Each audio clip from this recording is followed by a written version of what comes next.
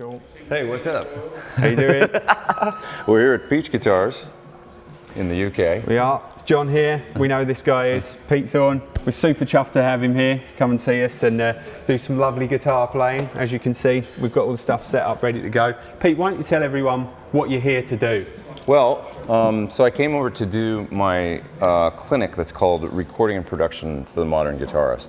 The most common question that I get is, actually it's a series of questions, but it's all about how do you produce your tracks, basically. So obviously guitar-based stuff. How do you get different tones? How do you record them? How do you get cool sounding guitar tones and do it with like a small setup? But also, how do you do drums? Like, how do you program up your drums? How do you mix? We'll listen to that later as well. Yeah, we got it cranking through the PA in there. Basically in the clinic what I do is I track a song. And I talk about each individual part, everything from the drums to the bass, just a little bit on that. It's mostly guitar centric. But you know, laying down different guitar parts. It's musical stuff. Like how I approach. It's a good take on normally these things are like a guy comes in, shreds through his way through his own tracks and goes like, see you later guys, and that's it. And no one really learns about the products. It's like, wow, that guy's an amazing guitar player, but you know, haven't really got much from it. So this is going to be like a two-way thing for everyone that comes tonight. Going to see some awesome guitar playing, and they're going to learn a lot more as well. I hope so. I hope people walk away from it. The best compliments that I've gotten so far, and the things that really make me feel good, are when people say, hey, I never really thought about recording before, but I'm going to go home and give it a try. A lot of people are too scared because they think they can't do it at home, but products like the reactive load, you know, and a few other things that have come onto the market now have meant that you can get those stadium tones really while the baby's sleeping in the room next door, can't you? Almost. It's, exactly. That's totally it. I aim to sort of, you know, get people to realize that maybe with everything they've got, and maybe just a couple more things, maybe not, maybe they've got everything they need at home already to actually do some really cool stuff. And then besides all that, it's really important, I think, to note that getting your own music out there these days is never been easier. I mean, you can do it with Instagram and YouTube, and then you know, services you know, such as CD Baby and TuneCore and all these, you know. It's an easy way to do it, isn't it? Yeah, you can get your songs up on iTunes within you know, a few days to you know, even sometimes with DistroKid's a great service within 24 hours. So you know, you can record something at home. There's no excuse anymore, is there? Actually, not only is there no excuse, but it's really the only way to do it, because what I've come to realize is nobody even wants to look at people unless they've built their own social media following. Nobody wants to work with you. We keep like having this, you know, customers come in, it's like everything has shifted a little bit more because customers come into us and say, you know, like all the pubs, all the clubs are closing down, you know, where are you playing? And we say, you know, we're selling more guitars than ever. And it's not, I don't think it's seen anymore as if you're like a bedroom player. It's not seen as being like, you know, you're not as good as the guy who goes out and is a weekend warrior and plays. There's not that sort of stigma attached to, like, you know, being an artist that just wants to play at home and build up a great collection of tracks. And now it's easier. You know, it's easier to do it. You know, every day I go on YouTube. You know, I look through and I see like you know, the 12-year-olds in China or Japan that can play like every Guthrie Govan song note for note and all this kind of stuff. And a lot of those guys, they kind of haven't got the aspirations to even go out and play, have they? That's right. They've get the pure enjoyment of just recording their stuff and all that kind of thing. I've taken over a bit here and probably taken us down a path. Not this at is all, just not at all. This is kind of my observation for like I don't think anymore, you know, when people buy these 5-6 grand guitars, you know, these collection Sirs and all that, you can have just as much fun and get sometimes even better tones at home than if you was out on a gig with a combo and a few pedals. Sure, and recording's fun too. I mean, making music at home is, you know, there's still live music happening out there, at least in my neck of the woods. Yes, it's gotten more difficult, but you know, maybe what's increased is the recording at home thing. I mean, definitely, it's hard to argue that. I mean, just with GarageBand running on a Mac every computer, single Mac that you buy now is ready to go. You got a studio. That's right. A girl's coming tonight that I've been working with, actually, that I found on Instagram, and her name's Holly Henderson. She's 20. Oh yeah, I've seen you speak about it before.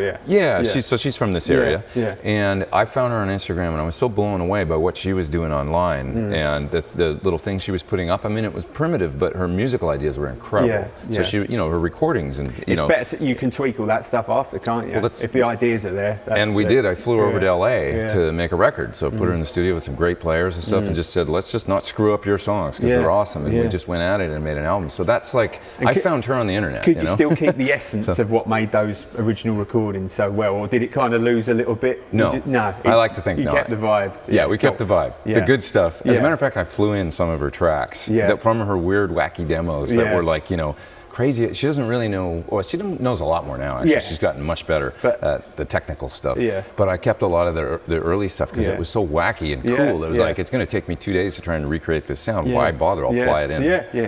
Just do it. Yeah. So, well, we was going to basically just, you know, Pete's basically got here. He's done his sound check, and I've not shown him around the store yet. So I'm going to go and show him around the store.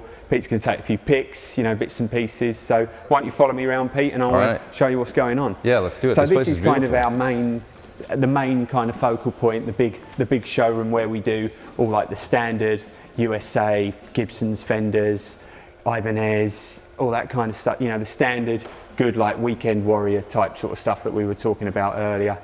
You know, a lot of cool aspirational guitars in this room.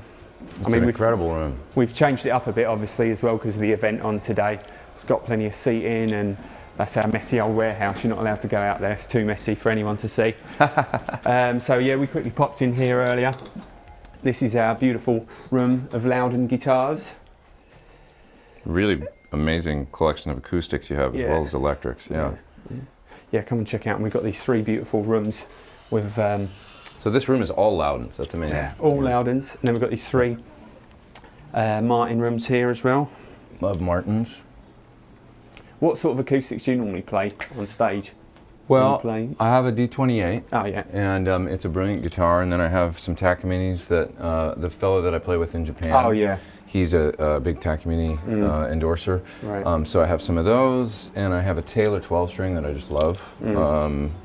And those are the main ones, I guess. The Takamines, Taylor 12, and the D28. Do all the tricks, don't they? Yeah. So we've got this room here with all the really crazy posh stuff that we have from Martin. I actually went over to the factory in Pennsylvania, Nazareth, and picked out the woods for all of these guitars in here. Did you? When I was there, yeah. Oh, like, wow. you know, like what Sir does, you know, when you go over there and you pick all the maple tops and stuff at their events and that. That's what we did. Incredible. Yeah.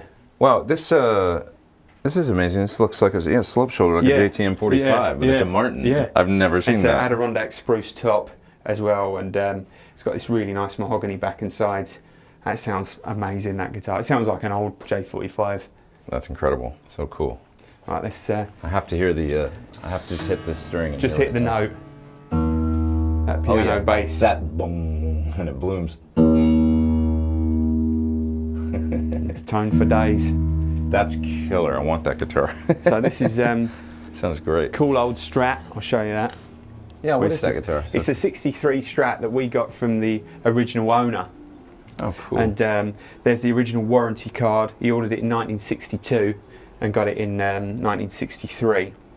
Amazing. And you know, paying off money week by week after he'd paid the deposit and stuff on it. Still got the original strap, and he'd had it since new. It's still, I would say, it's probably 8 out of 10 condition. It looks like he played it a little, right? He must have gotten out and played. Yeah, he was the hot guitar player in the area at the time, apparently, but he got too scared of owning, you know, the guitar because, you know, the value of them now, and he just wanted a really nice high-end jazz guitar. So we sold him a lovely high-end Gibson and gave him some money as well, and everyone was happy.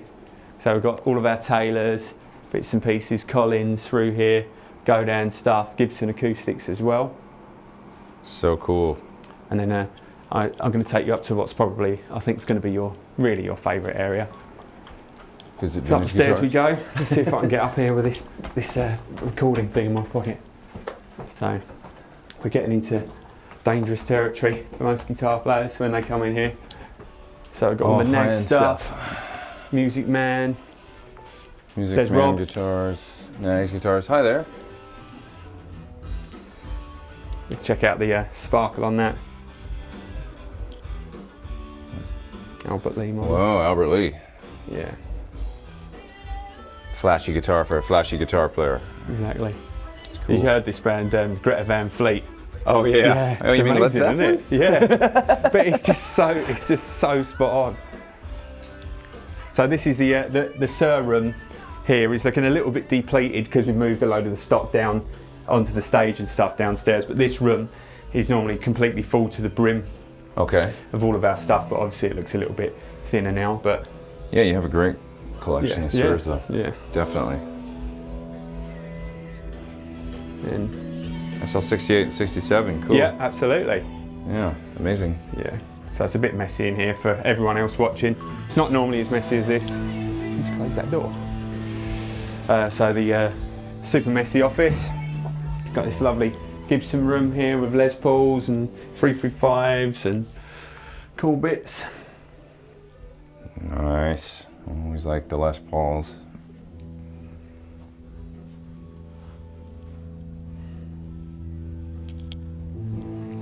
Lovely. Terrific. We've got all the PRS stuff. Got boogies, Dr. Z amps, 2 Rock. Man, you guys have a lot of gear. Yeah. It's amazing. You tried any of these out? The what are they called? AZ models. This is No. the signature ones, but it's very much inspired by The modern. Yeah, when I saw them, I was like, oh.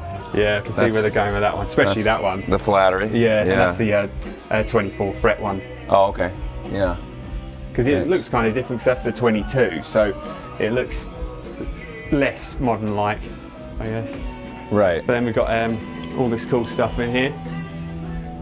All the Fender custom shops. Check out Dale Wilson Masterbuilt Relic. Oh, nice work. Aging on that, yeah. That's really great. Yeah, relics, it's a fine line. It's like some of them just don't look right, but that looks actually really pretty cool. Yeah. I think. Yeah. And so does that. That's really great. Yeah. What's that color? Is that That's aged Fire Mist Silver. Fire Mist Silver? Oh, Yeah. cool. Yeah. Very nice. And then a lot of people like this room. Is that, who's in here? Someone in here, but. Hello. Just showing my friend Pete here this pedal room. Yeah. So we've got this room here full of pedals. Full of pedals. And we just got that Wampler amp, which is a super duper clean, pure pedal style amp that people can just come in here. Oh, got yeah. power supply already and just go for it. I hadn't heard. Morgan's got lots of cool, let's turn this down a bit, like Gretsch custom shop stuff, which you don't see a lot of, which are Awesome. like master built guitars as well. But That's super cool. Yeah, you guys have a huge collection of Gretsch. For most stores don't have so many. Yeah. In Japan you see that, but Yeah. outside of Japan you really don't. lots of exotics. Cool. Nice. Friedman's, it's all here. Yeah.